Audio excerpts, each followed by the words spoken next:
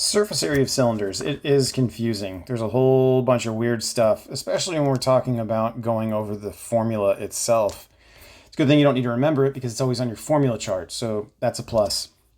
What I'm going to do is I'm going to break down all the basics for how a cylinder is made, and then hopefully that'll make sense about the circumference as being the length of the lateral side, which is a big rectangle.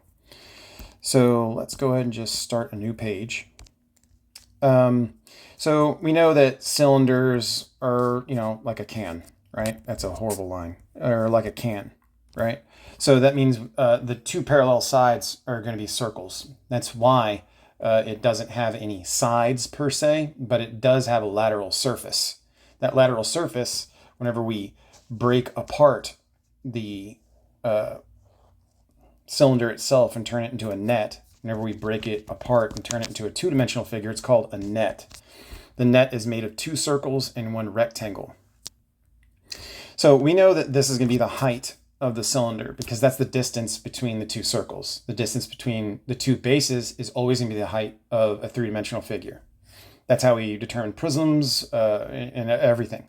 So the only thing that wouldn't include would be a pyramid and a cone. Those only have one base, but still they're going from one end to the other, and that designates the height. Anyway, we know that if we do 2 pi r, that finds the circumference of a circle. Circumference of a circle is the distance around a circle. So say that we had a radius of 5. Now, if we wanted to find the distance around the circle, like for example, if we rolled a tire and we had it marked, and then we marked it how far it went after one full revolution. So the tire spins one time until that mark comes back to its original starting place. That would be the distance around a circle. You could also take a circle and cut it and then extend out the circle into a line. Okay, so there's the cut ends right there. Whenever we know this distance, it's called circumference. You could take a string and wrap it around a circle, measure the string, and that's how far around the circle is. So whenever we're doing this, 2 pi r, where this comes in is you got 2r. Anytime you have 2 times r, it's basically making a diameter. So if we doubled the radius times 2, we know that we have a diameter of 10, which is why the circumference is pi d also. Because if we do 2 pi r and pi d, we get the same exact answer because 2 times r is a diameter. So if we did 3.14 times 10, we would get 31.4, meaning that the distance around the circle at the top or the bottom of the cone is going to be 31.4 units around.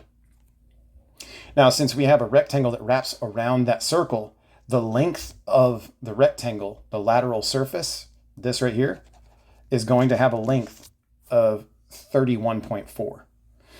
Now, let's go back and take a look at the formula to figure out how to find lateral surface area, and then we'll see if we can make sense of that. So this part is your lateral. This part is your basis, okay?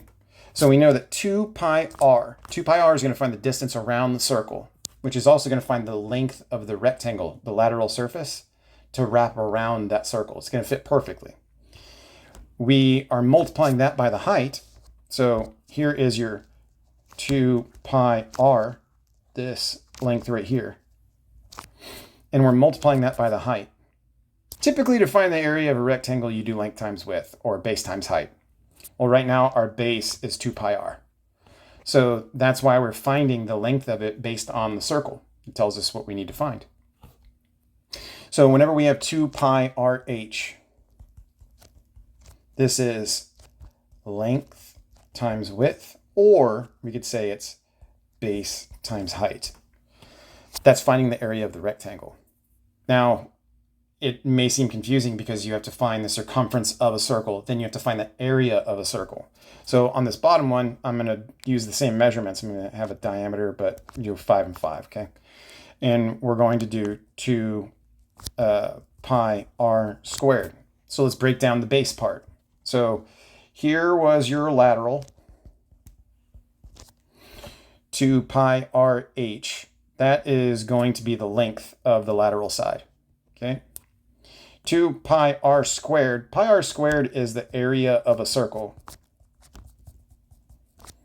And the reason you multiply it by 2 is because you have 1, 2 of them. So that little piece of the formula adds up the area of both of those bases.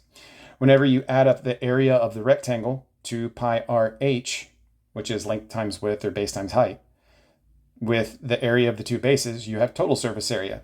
If you exclude the area of the two bases, you have lateral surface area.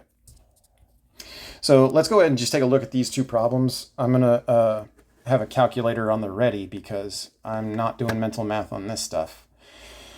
So we know that 2 pi rh plus 2 pi r squared. Now this can function as two different problems. Okay, so I'm just going to go ahead and like space these out a little bit more so we can make sure that we're doing two separate things.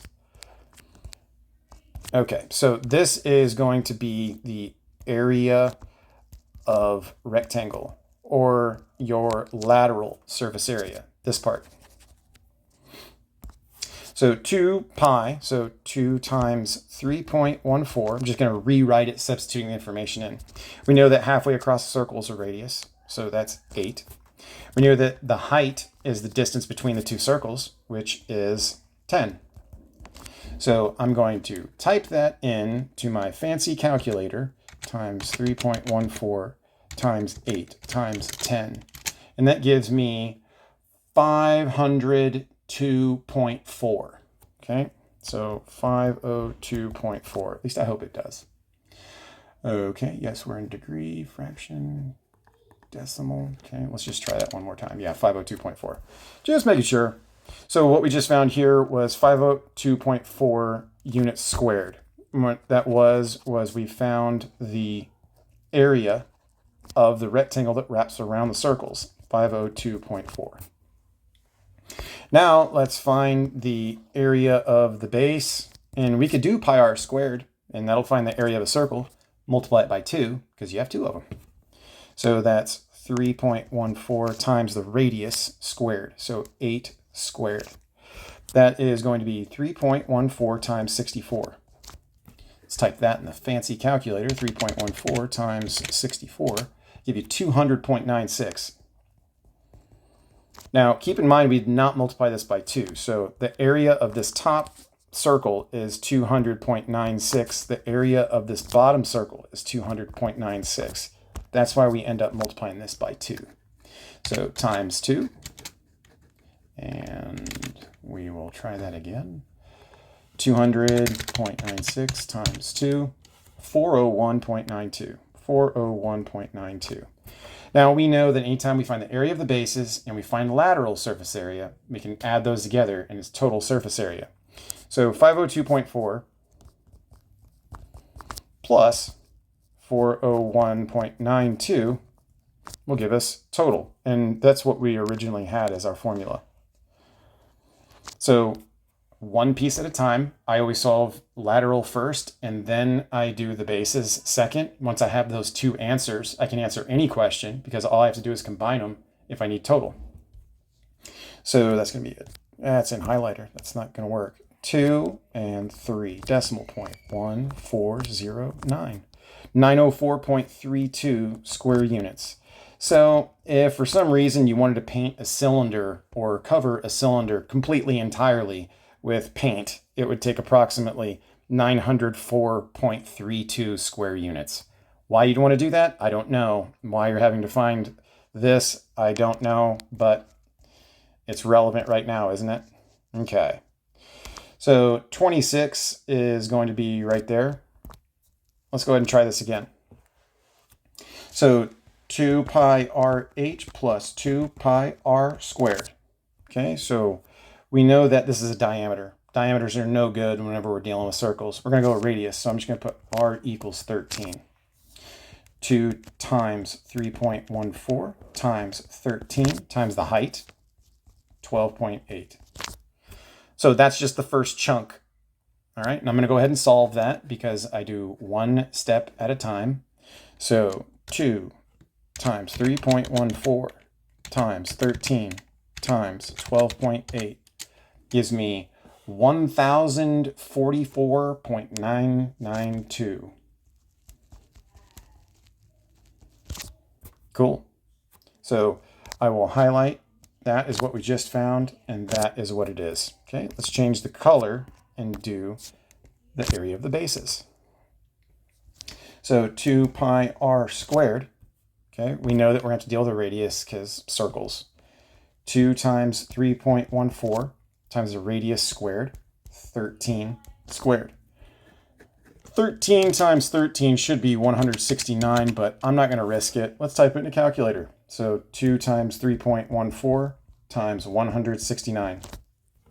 That is what I'm typing in my fancy calculator. So let's go 2 times 3.14 times 169. 1061.32. Okay, so just a color code. That was the area of our two bases. So just to clarify, this was lateral. This was bases. Anytime that we want to find the total, we add those up. So 1061.32 plus 1044.992. 2106. So total is 2106.312 square units. Is it a convoluted process? Absolutely. Is it annoying? 100%. So just keep in mind that the 2 pi r is to find the circumference of the circle, to find the length of the rectangle that wraps around them.